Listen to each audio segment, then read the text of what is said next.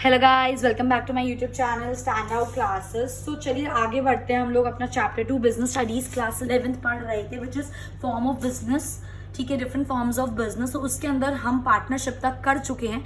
थोड़ा सा एडिशन है पार्टनर्स का, जो कि मोस्ट इंपॉर्टेंट है आपके एग्जाम पॉइंट ऑफ व्यू से भी, प्लस आपको ये चीज़ें बेसिक नॉलेज में भी पता होनी चाहिए। एज अ कॉमर्स स्टूडेंट ये चीज़ें आपको पता होनी चाहिए क्या होता है। स्टार्ट करते हैं। टाइप्स ऑफ पार्टनर्स पढ़ेंगे आज हम। ठीक है, क्या क्या हमारे डिफरेंट टाइप्स के पार्टनर होते हैं। ठीक है, ये ना बहुत ज़्यादा आसान टॉपिक है।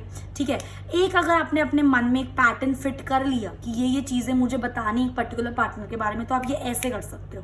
ठीक है, तो ध्यान से सुनना।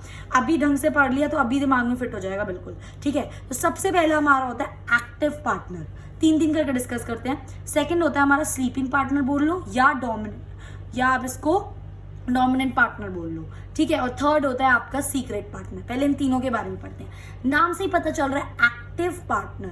एक्टिव पार्टनर वो पार्टनर होता है जो हर तरीके से एक ऑर्गेनाइजेशन में, एक पार्टनरशिप में एक्टिवली पार्टिसिपेट कर रहा है। वो अच्छे से कैपिटल को भी कंट्रीब्यूट कर रहा है, वो उसकी मैनेजमेंट में भी अच्छे से पार्टिसिपेट कर रहा है। तो जब वो कैपिटल दे रहा है, वो मैनेजमेंट में अच्छे से पार्टिसिपेट कर रहा है, तो ऑब्वियस ही बात है जो भी प्रॉफिट या लॉस होगा उसमें उसको शेयर मिलेगा। एंड उसकी लायबिलिटी क्या होती है? अनलिमिटेड। तो आपको ये चीज़ याद रखनी है। एक्टिव पार्टनर मतलब जो हर चीज़ कर रहा है, जो कैपिटल भी कंट्रीब्यूट कर रहा है, जो मैनेजमेंट भी अच्छे से कर रहा है, जिसको प्रॉफिट होगा तो भी इसको शेयर मिलेगा, लॉस होगा तो भी इसको शेयर मिलेगा, और उसकी लायबिलिटी क्या होती है? अनलिमिटेड। ठीक है, अब इसी बेस पे capital, management, sharing profit and loss and liability, इन्हीं चार बेस पे हम लोग बाकी पार्टनर्स को डिस्कस करेंगे कि कौन क्या करता है। बस ये चार चीजें याद रखना: capital, participation in management, sharing of profit and loss and unlimited liability. ठीक है, सो अब हमारा इसके अंदर आ जाता है guys sleeping partner. Sleeping partner क्या होते हैं गाइस? स्लीपिंग पार्टनर इस नाम से पता चलना, स्लीपिंग पार्टनर, इसका मतलब नहीं पार्टनर सो रहा है। ठीक है, इसका मतलब होता है, सबसे पहले होता कौन है? Who do not take part in day to day activities of the business. जो मतलब बिजनेस की डे टू डे एक्टिविटीज में पार्टिसिपेट नहीं कर रहा। इसका मतलब वो मैनेजमेंट में पार्टिसिपेशन इन मैनेजमेंट वो नहीं कर रहा। तो ये चीज तो इसकी हो गई कैंसिल। बाकी वो कैपिटल कंट्रीब्यूट कर रहा है, उसका शेयर है प्रॉफिट एंड लॉस में, और उसकी लायबिलिटी भी क्या है? अनलिमिटेड। तो बस इतना सा ही फर्क हुआ एक्टिव पार्टनर और स्लीपिंग पार्टनर में। एक्टिव पार्टनर मैनेजमेंट में अच्छे से पार्टिसिपेट करता है, स्लीपिंग पार्टनर वो सब नहीं करता। बाकी स्लीपिंग पार्टनर आपका बिल्कुल सेम है एक्टिव पार्टनर की तरह। क्लियर? नेक्स्ट आता है मेरा सीक्रेट पार्टनर। नाम से ही पता चल रहा है सीक्रेट पार्टनर। पता है ये जो सीक्रेट पार्टनर, ये भी एग्जैक्टली बिल्कुल सेम है एक्टिव पार्टनर की तरह। बस फर्क इतना है, वो एक सीक्रेट पार्टनर होता है। इसका मतलब वो पार्टनर तो है, पर पब्लिक को ये चीज नहीं पता कि वो उस ऑर्गेनाइजेशन का सीक्रेट पार्टनर है।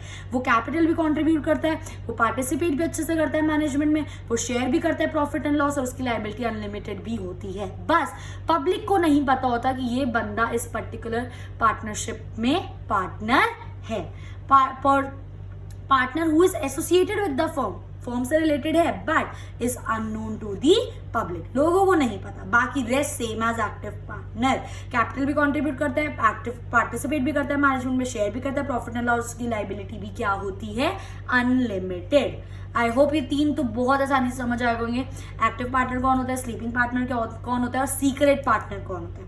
अब इसके बाद हमारे नेक्स्ट तीन पार्टनर आते हैं। एक होता है हमारा नॉमिनल पार्टनर, एक होता है हमारा पार्टनर बाय एस्टॉपल, और एक होता है partners bye holding out.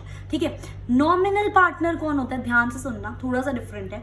Nominal partner is the one who allow firm to use his और हर नेम। वो बंदा जो फर्म को अलाउ कर रहा है कि भाई तुम मेरा नाम यूज कर सकते हो। बेसिकली ऐसा होता क्या है, कोई बंदा है जिसकी गुडविल बहुत अच्छी है मार्केट में। ठीक है, किसी की गुडविल बहुत ज्यादा अच्छी है मार्केट में। सो बेसिकली वो बंदा, फॉर एग्जाम्पल मिस्टर ए है, जिनकी गुडविल मार्केट में बहुत अच्छी है, और एक न्यू पार्टनरशिप फर्म खुली है, तो इन पार्टनरशिप फर्म ने जाके मिस्टर ए से बोला कि प्लीज सर, क्या हम आपका नेम यूज कर सकते हैं, कि हम बस दुनिया को ये बोलेंगे कि आप इस पार्टनरशिप के पार्टनर हो। ऑल्दो आप नहीं हो इसके पार्टनर, बट हम ये ऐसा दुनिया को बताएंगे कि आप पार्टनर हो, ताकि जो आपकी गुडविल का फायदा है, लोगों को लगेगा भाई मिस्टर ए है इस कंपनी का पार्टनर, ये तो बहुत अच्छी कंपनी होगी, चलो इसमें जाके इन्वेस्ट करते हैं। समझ रहे हो क्या बोलने की कोशिश कोशिश कर रही हूँ। तो पार्टनर्स ने क्या यूज करा, सिर्फ मिस्टर ए का नाम यूज करा, उनकी गुडविल यूज करी अपने फर्म को, अपने बिजनेस को आगे बढ़ाने के लिए। सो बस हम दुनिया को दिखा रहे हैं कि वो पार्टनर है, पर वो एक्चुअली में पार्टनर नहीं है। ठीक है, वो अलाउ कर रहा है कि ठीक है आप मेरा नाम यूज कर सकते हो। ठीक है, तो इस केस में ना ही वो कैपिटल कंट्रीब्यूट कर रहा है, ना ही वो पार्टिसिपेट कर रहा है मैनेजमेंट में, ना ही वो प्रॉफिट एंड लॉस शेयर कर रहा है, पर he will be liable to pay the debt, क्योंकि दुनिया की नजरों में वो पार्टनर है तो वो लायबल होगा डेट पे करने के लिए। अब आप सोचोगे ऐसा कौन बेवकूफ इंसान होगा जो अपना नाम भी दे रहा है यूज करने के लिए, उसके बाद ना ही वो कैपिटल दे रहा है, ना ही वो मैनेजमेंट में काम कर रहा है, ना ही वो प्रॉफिट ले रहा है, ना वो लॉस ले रहा है, पर अगर कुछ डेट पे करने हैं तो वो उसको देना पड़ेगा। बट ऐसा होता है। ठीक है, उसको बोलते हैं नॉमिनल पार्टनर, जो अपना नेम यूज करने के लिए अलाउ कर देता है। तो ना ही वो कंट्रीब्यूट करता है, ना ही वो पार्टिसिपेट करता है, ना ही वो शेयर करता है, पर वो लायबल होता है टू पे दी डेट। आ गई बात समझ। नेक्स्ट होता है आपका partner by estoppel and partner by holding out. ये पढ़ने के बाद बोलोगे भाई हम ये पढ़ ही क्यों रहे हैं, बट हमें ये पढ़ना है, ध्यान से सुनना क्या होता है। Partner by estoppel is basically a person, ठीक है, ऐसे ही एक एग्जाम्पल देती हूँ, चलो पहले पढ़ लेते हैं। A person who show the third person by his और हर एक्शन दैट ही और she is partner of the firm. ऐसे समझ नहीं आएगा, सुनो। फॉर एग्जाम्पल एक लड़की थी टीना, ठीक है, और उसकी एक फ्रेंड थी रिया। ठीक है, अब क्या होता है, टीना पार्टनर है एक पार्टनरशिप फर्म में, रिया उसकी बहुत अच्छी फ्रेंड है। तो टीना अपनी एक मीटिंग में जा रही थी, तो टीना ने बोला भाई बहन रिया तू भी चल मेरे साथ। ठीक है, तो टीना अपने साथ रिया को ले गई। रिया पार्टनर नहीं है, टीना पार्टनर है, ठीक है, ले गई। अब जब वहां पे वो डील कर रहे थे, मीटिंग में गए ना किसी पर्सन से डील करने के लिए, तो ना टीना ने तो बताया डील को क्रैक करने के लिए, और रिया ने बहुत ज्यादा एक्टिवली पार्टिसिपेट करा टीना की साइड से। भाई उसकी बेस्ट फ्रेंड है, तो रिया ने सोचा कि मैं इसकी हेल्प कर देती हूँ। तो उसने बहुत अच्छे से उस पार्टी को कन्विंस कर लिया कि हाँ ये जो पार्टनरशिप फॉर्म है ये बहुत अच्छी है, ये डील आप यहाँ पे करोगे तो बहुत अच्छे से होगा। तो इस बंदे को लगा कि जो रिया है वो भी इस कंपनी में, इस पार्टनरशिप में क्या है, एक पार्टनर है, ऑल्दो रिया नहीं है। पर क्योंकि रिया के इस बिहेवियर से, इस एक्शन से, जिस तरीके से वो बात कर रही थी, जिस तरीके से वो डिफेंड कर रही थी, जिस तरीके से वो डील को लेना चाहती थी, ऐसा लग रहा था उस बंदे को कि रिया क्या है, उस कंपनी की पार्टनर है। सो अ पर्सन हु शोज, जब वो बंदा शो कर रहा है टू द थर्ड पर्सन अपने एक्शन से कि हाँ भाई वो भी उस कंपनी का पार्टनर है, ठीक है, उसको बोलते हैं पार्टनर बाय एस्टॉपल। ऑल्दो वो थी नहीं, बट उसने ऐसा शो करा, उसको ऐसा लगा।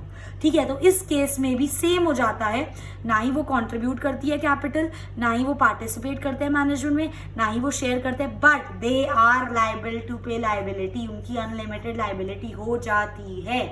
अब आप सोचो कि भाई ऐसा कोई क्यों करेगा, मैं तो अपने एज अ फ्रेंड गई थी उसके लिए, भाई अब उसने मेरे को पार्टनर समझ लिया, पर तुमने ये सब दिखाया ना कि तुम पार्टनर हो, अब थर्ड पर्सन को लगा तुम पार्टनर हो, तो अब तुम्हें लायबिलिटी तो पे करनी पड़ेगी, चाहे तुम कुछ कंट्रीब्यूट ना करो। ठीक है, ना ही तुम कुछ मैनेजमेंट में पार्टिसिपेट करो, ना ही तुम शेयर करो profit and loss, but you have unlimited liability.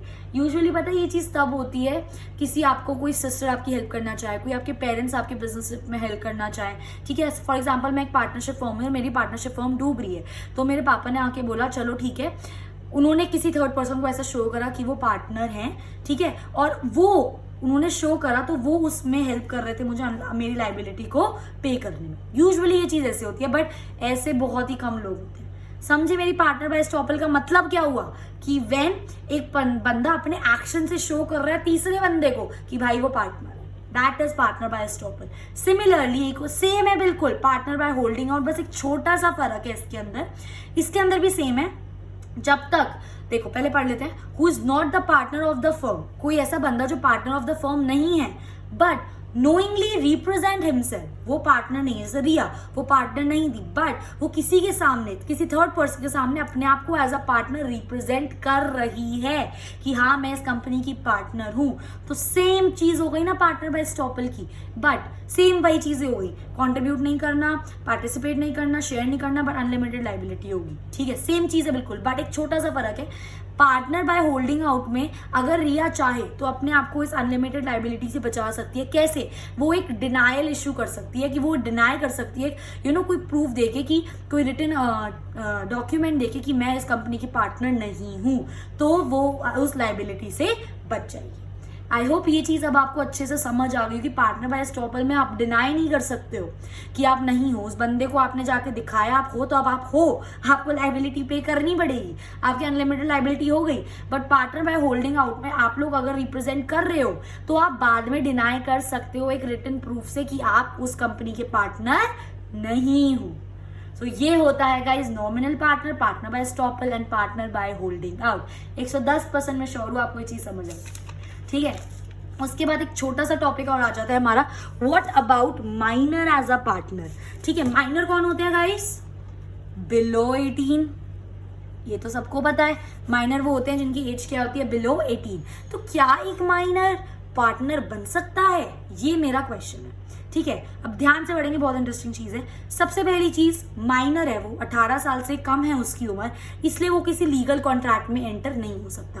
क्योंकि वो लीगल कॉन्ट्रैक्ट में एंटर नहीं हो सकता, तो ये तो साफ बात है कि वो पार्टनर नहीं बन सकता, क्योंकि पार्टनरशिप में आप तभी घुस सकते हो when you have a legal contract. So minor is not eligible to get into any legal contract, that's why minor can not become the partner of any firm. But बात खत्म नहीं हुई अभी, क्योंकि पार्टनर तो वो नहीं बन सकता, बट वो पार्टनरशिप के फायदे ले सकता है सिर्फ और सिर्फ तब जब सारे पार्टनर्स उस चीज को, उस माइनर को उस पार्टनरशिप के फायदे देने के लिए अग्री करें। But he can get the benefits of the partnership form with the mutual, देखो यहाँ पे लिखा है with the mutual consent of all the partners. ठीक है, क्या क्या अब अगर होगा, अगर म्यूचुअल कंसेंट हो गया, पार्टनर्स मान गए, तो क्या क्या होगा? उसकी लिमिटेड लाइबिलिटी होगी। लिमिटेड लाइबिलिटी का मतलब जितनी उसने कैपिटल इन्वेस्ट करी है उतने में उसकी लाइबिलिटी लिमिटेड होगी। वो मैनेजमेंट में पार्टिसिपेट नहीं कर सकता, और जो भी प्रॉफिट शेयरिंग होगा उसको प्रॉफिट का तो शेयर मिलेगा, बट अगर कोई लॉस होगा तो उसको कोई लॉस बियर नहीं करना पड़ेगा। ये सारे फायदे होते हैं एक माइनर के लिए।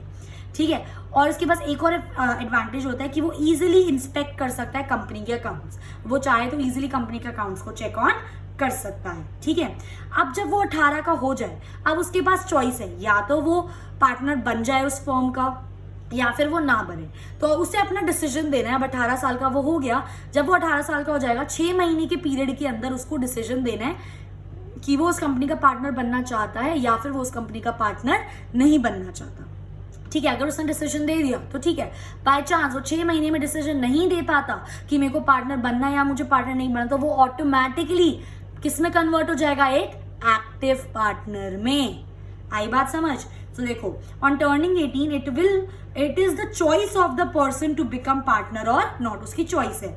And he has to give a public notice, return में नोटिस देना है कि वो बनना है या नहीं बनना विद इन 6 मंथ्स, 6 महीने के अंदर। But if he fails to do so, अगर 6 महीने में वो नहीं देता, then automatically he will become the active partner. Active partner कौन होता है? जो कैपिटल भी कंट्रीब्यूट करता है, जो मैनेजमेंट में पार्टिसिपेट भी करता है, जो शेयर भी करता है प्रॉफिट एंड लॉस, और जिसकी अनलिमिटेड लाइबिलिटी होती है, तो वो ऑटोमेटिकली क्या बन जाएगा? एक्टिव पार्टनर बन जाएगा। So this was all about minor as a partner. ठीक है, इसके बाद अब हमने टाइप्स ऑफ पार्टनर कर लिया, अब हम करते हैं फटाफट से टाइप्स ऑफ पार्टनरशिप। होता क्या है ये टाइप्स, कितने कितने टाइप की पार्टनरशिप होती है? मैंने आपको एक फ्लो चार्ट बनाया है। एक तो होता है on the basis of duration, एक होता है on the basis of liability. ठीक है, on the basis of duration में हमने 2 फर्दर बाइफिकेशन करे, एक होता है पार्टनरशिप एट विल, एक होता है पर्टिकुलर पार्टनरशिप। ठीक है, और लाइबिलिटी में एक होती है हमारी जनरल पार्टनरशिप और एक होती है हमारी लिमिटेड पार्टनरशिप। क्या होता है अभी? पार्टनरशिप एट विल का मतलब है कि जब पार्टनर्स चाह रहे हैं कि वो पार्टनरशिप में आए, लीगल कॉन्ट्रैक्ट बनाया, पार्टनरशिप में आ गए। जब वो चाह रहे हैं कि वो पार्टनरशिप अपनी खत्म कर दे, तो कोई एक जैसी पार्टनर विड्रॉ कर लेता है कि मुझे पार्टनरशिप में नहीं रहना, तो पार्टनरशिप बंद हो गई। मतलब उनकी मर्जी से पार्टनरशिप में वो आ रहे हैं, उनकी मर्जी से पार्टनरशिप से वो जा रहे हैं। So it will continue till the time partners want and will came to an and.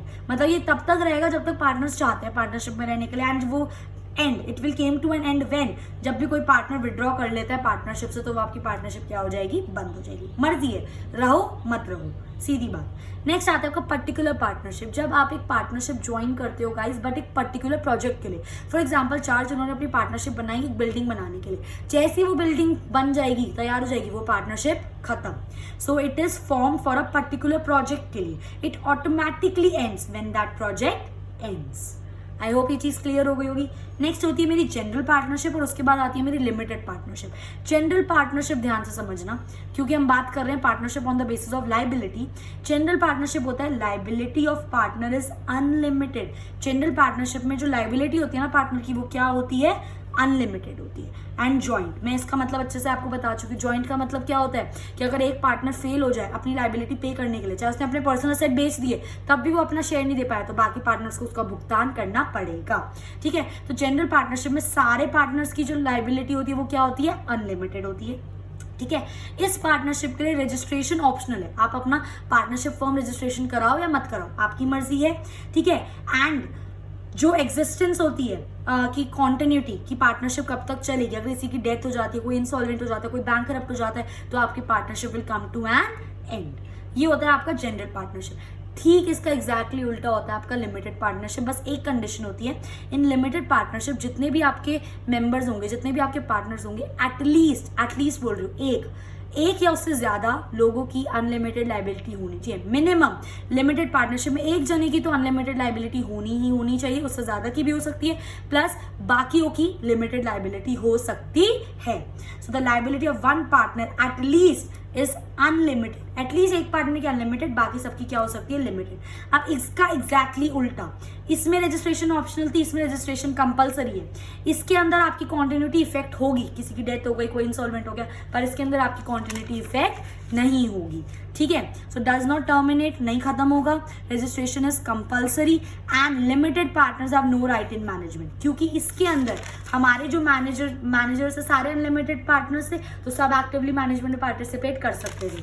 क्योंकि इसके अंदर एक आध अनलिमिटेड है, बाकी सारे लिमिटेड है, तो जो लिमिटेड पार्टनर्स है वो मैनेजमेंट में पार्टिसिपेट नहीं कर सकते। So this was all about this. ठीक है, अब ये जो हमारी लिमिटेड पार्टनरशिप है ना, ये पहले इंडिया में अलाउ नहीं थी। ये इंडिया में कब अलाउ हुई, when new small enterprise policy was introduced. यहाँ पे लिखा है ना, limited partnership was not permitted in India earlier but it got permission after new small enterprise policy in 1991।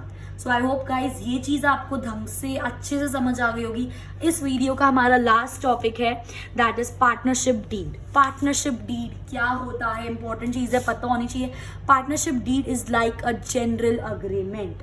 Partnership is deed is like a general legal contractual agreement. ठीक है, सबसे पहली चीज, partnership is a voluntary association. अगर आप voluntary है, कोई compulsory नहीं है कि सबको पार्टनरशिप फॉर्म ही खोलनी है। अगर आप एक पार्टनरशिप में जाना चाहते हो, आपकी मर्जी है, वॉलंटरी है। ठीक है, और आप सिर्फ तभी जा सकते हो जब आपके पास क्या हो, एक लीगल अग्रीमेंट हो। So in order to enter into a partnership, a proper legal contract आपको चाहिए विद सारी टर्म्स एंड कंडीशंस जो उसके अंदर मेंशन होनी चाहिए। अब ये जो आपका लीगल कॉन्ट्रैक्ट होता है ना गाइज, ये जो लीगल डीड या जो भी कॉन्ट्रैक्ट होता है, ये आपका दोनों हो सकता है। It can be oral also and it can be written also. But suggestion यही होता है मैक्सिमम टाइम की जब भी आप अपना कॉन्ट्रैक्ट कर रहे हो, आप उसको रिटन कॉन्ट्रैक्ट में लो, ताकि आपके पास एक प्रूफ हो, ताकि बाद में कोई दिक्कत ना हो। ठीक है, सो वो जो रिटन कॉन्ट्रैक्ट होता है ना, देखो जो कॉन्ट्रैक्ट है वो दोनों हो सकता है, ओरल भी रिटन भी, बट जो आपका रिटन कॉन्ट्रैक्ट होता है उसको हम क्या बोलते हैं, partnership deed. So written agreement which specifies terms and conditions of the partnership is known as partnership deed. उसके अंदर क्या क्या चीजें मेंशन होती है रिटन अग्रीमेंट में, name of the firm, nature of the business, location, duration, उनका profit sharing ratio, उन्होंने कितनी इन्वेस्टमेंट करी है, कितनी किसकी लाइबिलिटी है, एटसेट्रा। सारी इंपॉर्टेंट टर्म्स एंड कंडीशंस आपकी किसके अंदर मेंशन होती है, partnership deed. So guys I hope ये चीज आपको अच्छे से समझ आ गई होगी। ठीक है, सो आगे के topics will be continuing in our next video. If you like my video, please do like, share and subscribe, and thanks for watching.